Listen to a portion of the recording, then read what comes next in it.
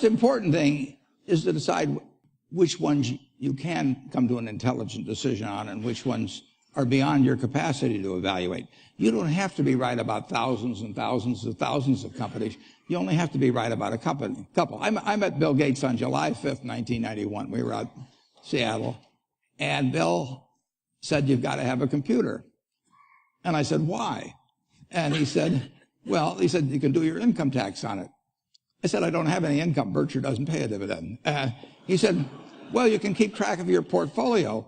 And I said, "I only have one stock." I said, and he says, "It's going to change everything." And I said, "Well, will it change whether people chew gum?" And he said, "Well, probably not." And I said, "Well, will it change what kind of gum they chew?" And I said, "Well, then I'll stick to chewing gum and you stick to computers." I don't have to understand all kinds of business. There's all kinds of business I don't understand. But I did understand the Bank of America. Ted Williams wrote a book called The Science of Hitting. And in The Science of Hitting, he's got a diagram, shows him at the plate, and he's got the strike zone divided into 77 squares, each the size of a baseball. And he says, if I only swing at pitches in my sweet zone, which he shows there, and he has what his batting average would be, which is 400.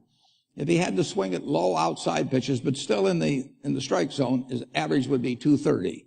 He said the most important thing in hitting is waiting for the right pitch.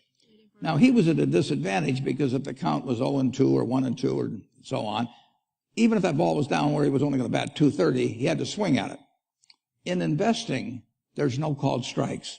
People can throw Microsoft at me and, you name it, any stock, General Motors, and I don't have to swing. And nobody's going to call me out on called strikes. So I can wait there and look at thousands of companies day after day, and only when I see something I understand and when I like the price at which it's selling, then if I swing, if I hit it, fine. If I miss it, it's a strike. But it's an enormously advantageous game. And it's a terrible mistake to think you have to have an opinion on everything. You only have to have an opinion on a few things. In fact, I've told students, if when they got out of school, they got a punch card with 20 punches on it, and that's all the investment decisions they got to make in their entire life, they would get very rich because they would think very hard about each one. And you don't need 20 right decisions to get very rich.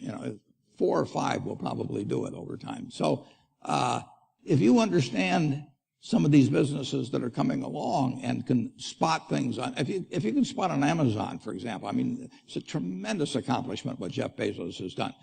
And I tip my hat to him. He's a wonderful businessman. He's a good guy, too. But could I have anticipated that he would be the success and 10 others wouldn't be? I'm not good enough to do that. I did form an opinion on the Bank of America, and I formed an opinion on Coca-Cola. Coca-Cola's been around since 1886. There's 1.8 billion 8-ounce servings of Coca-Cola products sold every day. Now, if you take 1 penny and get 1 penny extra, that's $18 million a day. And 18 million times 365 is 7 billion, 3 less 730 billion, or $6,570 million. So annually, $6,570 million from 1 penny. Do you think Coca-Cola is worth a penny more than, Joe's Cola? I think so.